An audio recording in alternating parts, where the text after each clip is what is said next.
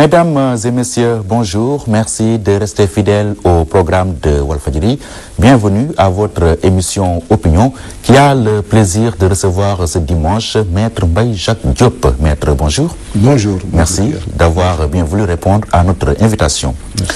Vous êtes le secrétaire général du Parti pour le progrès et la citoyenneté, président honoraire du Conseil de la République pour les affaires économiques et sociales et maire honoraire de Rufisque. Cette semaine, vous avez annoncé votre rupture définitive avec le PDS en remettant au goût du jour le PPC après 10 ans de fusion. Comment convaincre du bien fondé de votre démarche? Pierre-Edouard, je voudrais d'abord vous remercier de m'avoir invité à ce plateau, très suivi par le peuple sénégalais et aussi par la diaspora. Remercier aussi votre président directeur général, mon ami et frère Sidi Lamine Niasse. J'ai l'occasion pour moi ici de le remercier, de le féliciter pour ce qu'il a fait dans le cadre de la consolidation de la démocratie et de l'état de droit dans notre pays. Cela dit, vous avez énuméré des titres sur lesquels revient le terme honoraire. Je suis honoraire un peu partout. Cela veut dire que j'appartiens à une génération presque en voie d'extinction. Parce que j'ai commencé mon action politique dans les années 50, précisément en 1954, MJ Brésion du Boc. 5 jours cela fait. Et en 50 légèrement de 58. Comme d'autres sont des 68 heures et légèrement de 68. Je n'ai jamais adhéré au PDS. Pour répondre à votre question. Je n'ai pas adhéré au PDS. Vous avez fusionné avec le PDS. Oui. Mais justement, je n'ai jamais pris la carte du PDS. Ça peut être bizarre. C'est même bizarre. Mais durant les 10 années que j'ai accompagné le PDS, je n'ai pas eu l'occasion, l'opportunité d'avoir la carte du parti. Et comment vous l'expliquez? Eh bien, c'est comme ça. C'est le fonctionnement du PDS qui est ainsi. Donc, je n'ai pas été encarté au PDS. En 2000, quand au premier tour, eh bien, j'ai alerté mon parti de l'époque, le PS, où j'ai mis 46 ans, où j'étais, comme on disait à l'époque, l'officier le plus ancien dans le grade le plus élevé. Parce que le plus ancien des secrétaires généraux de coordination, élu. Quand j'ai alerté mon parti, quand j'ai alerté le président Diouf, quand j'ai alerté Ousmane Tanor Dieng, quand j'ai alerté le directoire pour dire qu'il fallait changer, eh bien, et que je n'ai pas été entendu, plus maintenant, les quelques frustrations que j'avais vécues, sur lesquelles ce n'est plus la peine de revenir, j'ai quitté le PS dans l'entre-deux tours, à un moment incertain, Pierre-Edouard, à un moment où personne ne savait qui allait gagner, à un moment où presque beaucoup de gens pensaient qu'Abdou Diouf allait revenir. À un moment où on sentait le navire couler aussi. Non, pas du tout, pas du tout, non, pas du tout. Vous étiez en mauvaise posture entre les deux. Non, pas du tout. C'est pas comme maintenant, comme ce qui s'est passé au mois de mars 2012. C'est pas du tout la même chose, du tout. J'étais le seul, à l'époque, le seul responsable du PS à quitter, après avoir écrit officiellement une lettre publiée dans la presse. Je n'ai pas attendu que le navire coule. Non, c'est pas vrai ça, c'est pas vrai. Le navire a coulé après moi, bien après moi. On l'a senti venir. Non. Mais bon, avançons. Bon, bref, ça, c'est pas important. Ouais. L'important est que, quand j'ai quitté donc le PS, mais pour appuyer le front pour l'alternance entre les deux tours, le premier qui soit venu me voir, c'est Moustapha Niasse, me rendre visite. Parce que Moustapha Niasse, on se connaissait depuis 1959. Au congrès du MJ UPS à Mour. Le premier meeting du deuxième tour s'est tenu devant chez moi du FAL, par Abdoulaye Wade, devant chez moi à Mérina, Rufisque. À ce moment-là, on avait besoin de moi. On a besoin de mes suffrages, on a besoin de mes militants, on a besoin de mes électeurs. Et quand le FAL est venu à le fisc, Abdoulaye Wade n'a pas tout dit comme éloge sur moi. Bref, et c'est ainsi que notre compagnonnage s'est fait. 2000 donc. Le 19 mars 2000, le FAL gagne. Aussi bien à FISC qu'ailleurs. Mais pour le FISC, j'y ai largement contribué. Parce que c'est moi qui ai financé toutes les opérations du processus électoral. Nous avons gagné et j'aurais pu rejoindre le PDS, je ne l'ai pas fait. J'ai dit au président Wade, comme à Moussa Bagnas, que je vais créer mon parti pour savoir ce que les Sénégalais pensent de moi.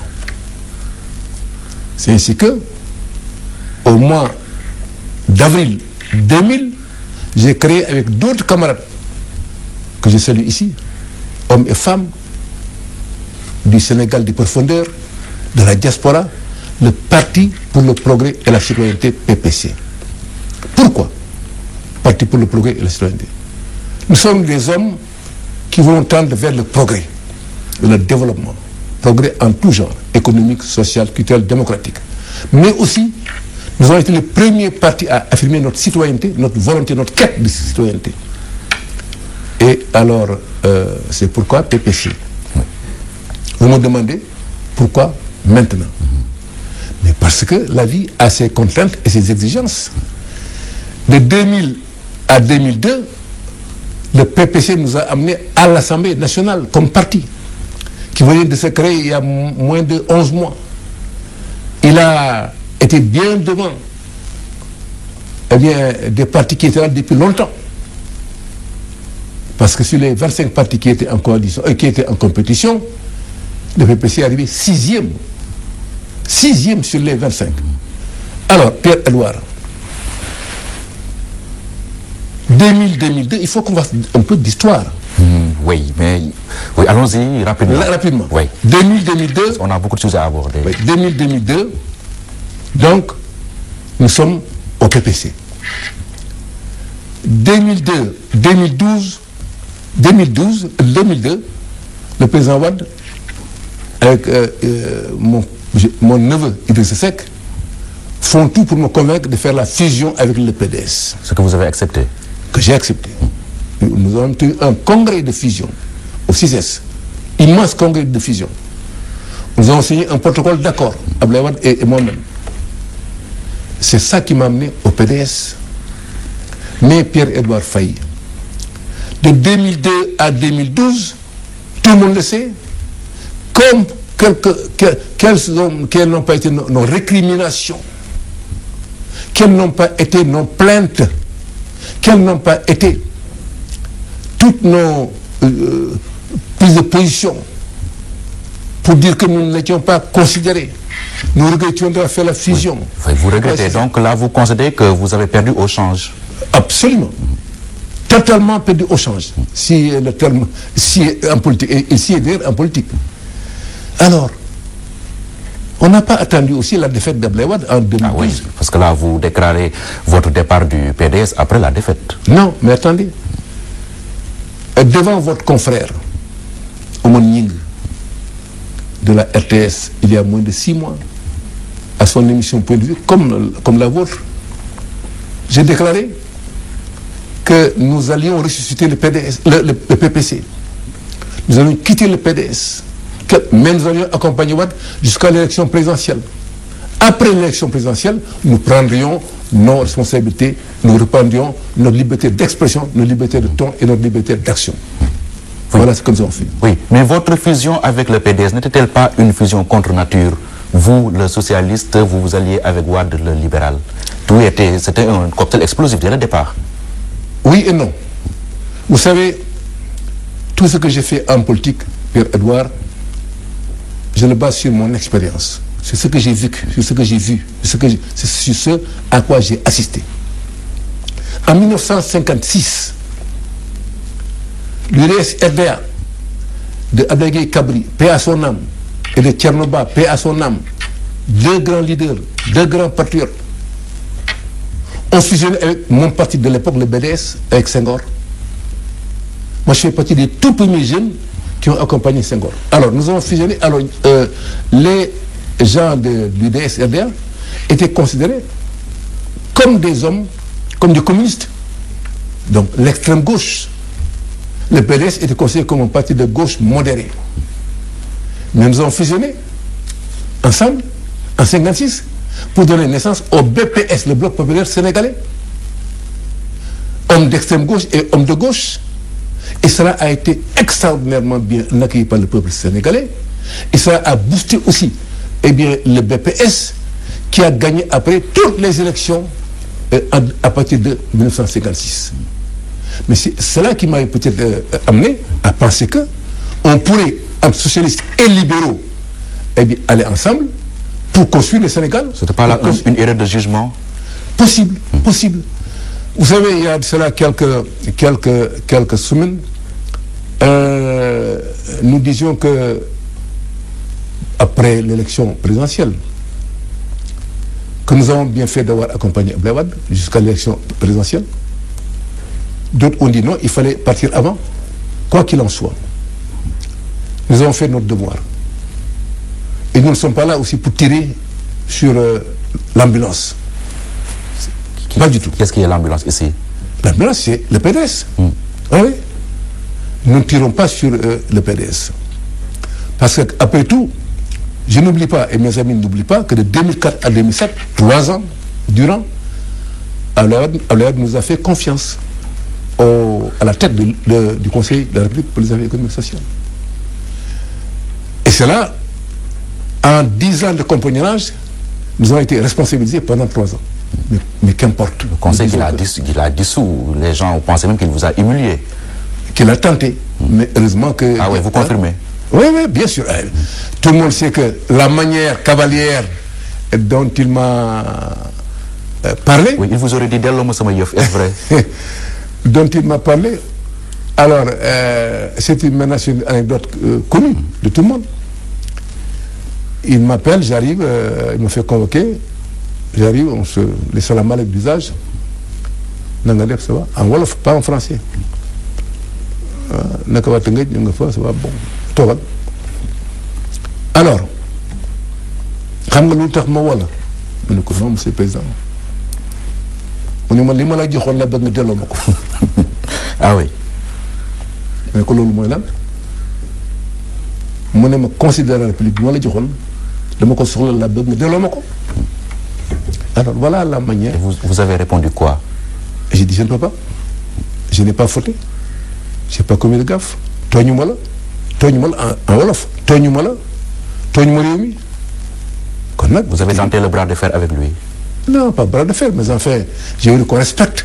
Vous savez, dans la loi organique qui avait créé le Conseil de la République, on avait verrouillé pour dire que le président du Conseil était nommé pour 5 ans. Et que sauf démission de sa part ou décès, il ne pouvait pas être démis. C'est pourquoi lui, sachant cela, il m'a demandé de démissionner, ce que j'ai refusé.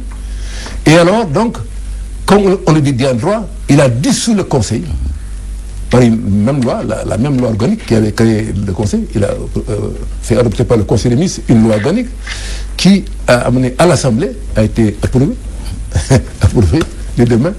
Et on a donc dissous le Conseil. Oui, mais une raison valable pour rompre définitivement avec lui à l'époque. Et justement, et là vous avez raison.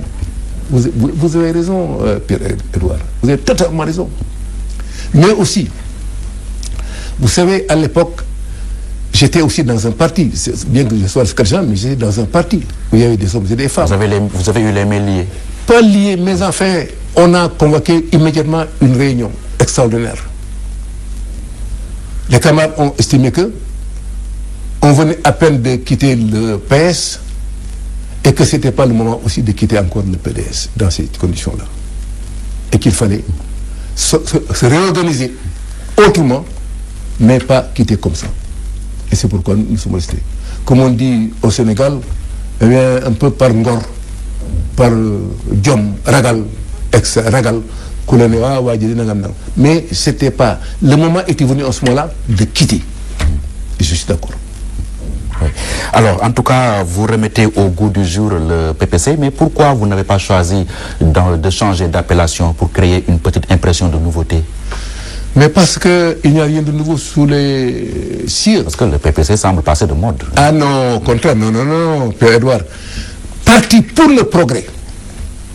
C'est-à-dire que nous sommes des hommes et des femmes de progrès. Voulons impulser le progrès dans notre pays. Voulons impulser le progrès démocratique, le progrès social, le progrès économique, le progrès de l'état de droit. Et ensuite, nous sommes un parti de citoyenneté. Aujourd'hui, la citoyenneté est de mode. Nous avons été le premier parti à affirmer dans nos statuts que nous étions un parti de citoyenneté. C'est-à-dire quoi? Que les hommes naissent libres et égaux en droit. Et qu'il faut donc conforter la citoyenneté. Ce n'est pas rien quand nos devanciers, les révolutionnaires de 1789, proclamaient, eh bien, dans la fameuse déclaration des droits de l'homme, que les hommes naissent libres et égaux. Les hommes sont des citoyens. Et ensuite, nous-mêmes, au Sénégal, 1959, au congrès des jeunes de l'UPS de Mbour, j'ai été celui qui a lu la résolution demandant au président Mamadou Dia, à l'époque vice-président du conseil du gouvernement, de mettre fin à la chefferie traditionnelle pour que tout le monde soit des citoyens d'égale dignité. Mais nous croyons, nous, à la citoyenneté. Et elle est encore d'actualité, Pierre-Edouard. Le progrès est encore d'actualité. C'est pourquoi le progrès et la citoyenneté sont encore d'actualité. Oui, si le PPC est ressuscité, c'est parce qu'en grande partie, le PDS a perdu le pouvoir. Quelle analyse faites-vous de la défaite de votre candidat en 2012? Je ne dirais pas que le PPC a été ressuscité parce que le PDS a perdu le pouvoir, mais ça a été une occasion, une opportunité qui nous est offerte. Mais je l'avais dit avant. Mais pour ce qui est de la défaite du PDS, de ses alliés, on me fera justice. Que j'ai toujours dit, j'ai toujours pressenti. Je l'ai même théorisé. Je rends ici hommage à quelqu'un, le professeur Iba Der Thiam, qui est souvent un incompris, mais qui est un grand patriote. Très grand patriote. Pierre-Edouard, au deuxième tour de l'élection présidentielle de 2012, on a mis en place un comité électoral de 22 membres par décision du secrétaire général national du PDS, Maître Abdoulaye Wade. On n'a consulté personne.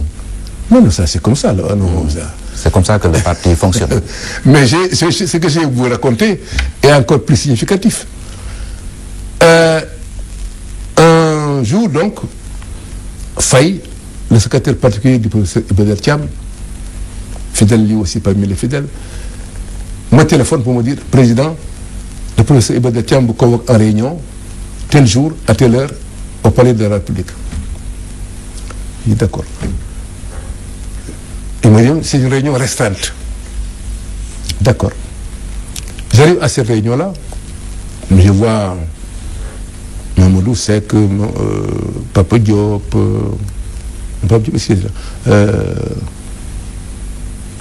Souleymane Ndéné Ndiaye, bref, Omar Sarr, etc., etc. Il veut dire qu'il préside.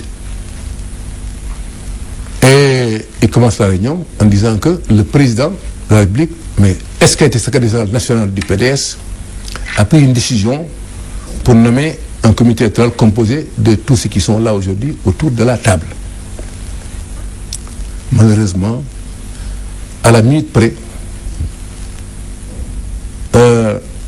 Farba Senghor, qui est membre du comité, arrive avec des papiers. Il les distribue à ceux qui étaient là. Et on voit donc la composition du comité et la signature du président Abdoulaye Wade. Mon nom ne figurait pas. Oui. Et pourtant, vous avez été convié à la réunion. Voilà. Alors, quand on l'a lu, il n'y avait pas loin de moi, il y avait Mbaye Diack. Mbaye Diack, qui est secrétaire du parti aussi, et qui est secrétaire adjoint de la présidente de la République. Il n'y avait pas aussi son nom.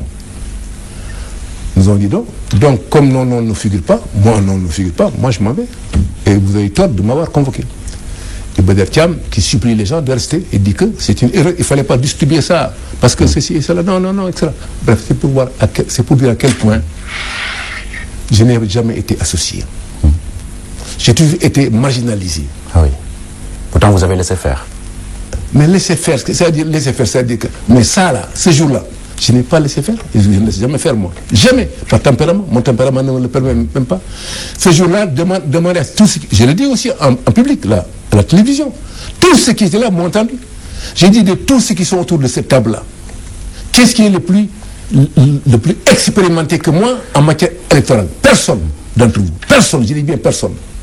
En 1988, quand au Conseil économique et social, sous la présidence de Mamba Girassi, nous faisions la première réunion pour préparer le code électoral. Qu'est-ce qui était là-bas parmi vous? Personne. Depuis lors, j'ai préparé toutes les réunions, toutes les rencontres sur le code électoral. Alors, je suis secrétaire général d'un parti fusionnant, eh bien, je n'ai pas été pris en compte. Bref, donc... Finalement, vous êtes parti. Oui, oui. Et on m'a rattrapé pour me dire de revenir. Et ce n'était pas nouveau, ça. On se souvient aussi d'une autre journée où, un comité directeur élargi, parce que c'est élargi, je ne veux pas tout dire. Ah oui, il faut le dire, hein, c'est vraiment de tout dire. Non, c'est pas possible, on ne peut pas tout dire, c'est pas possible.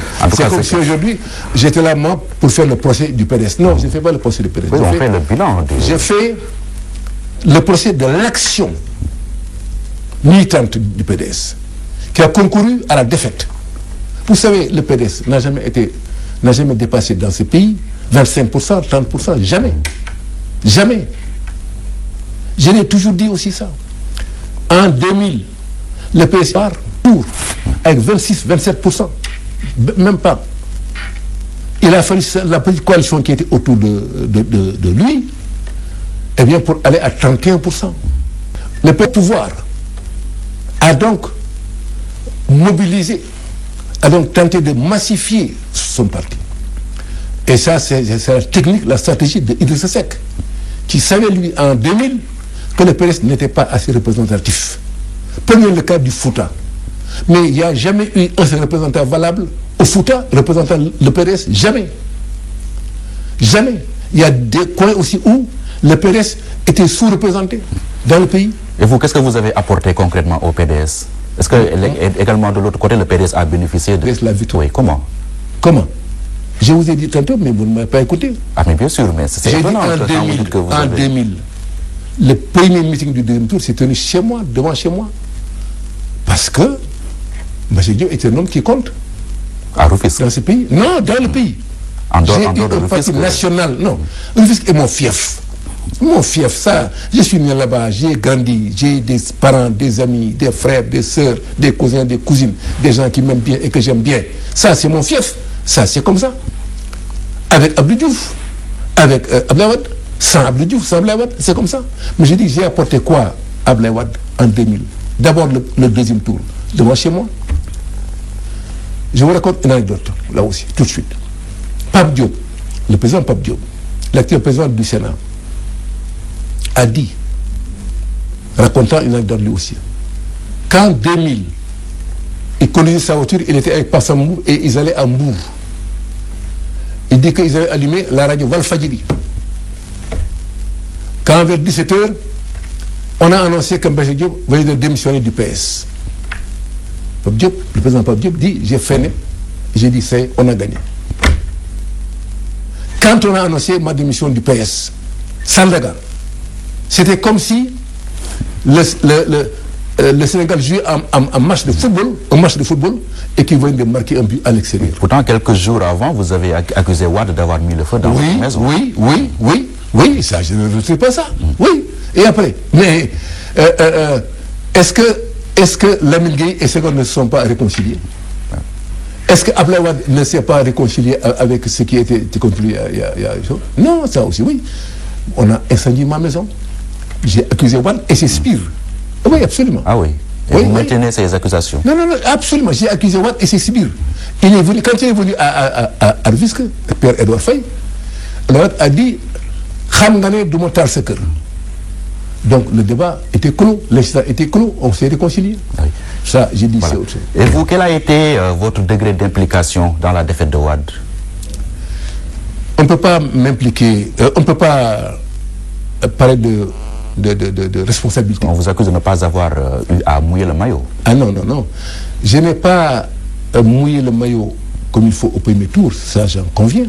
Pourquoi? Mais au deuxième tour, parce que je n'étais pas considéré, je n'étais pas associé, Pierre-Edouard.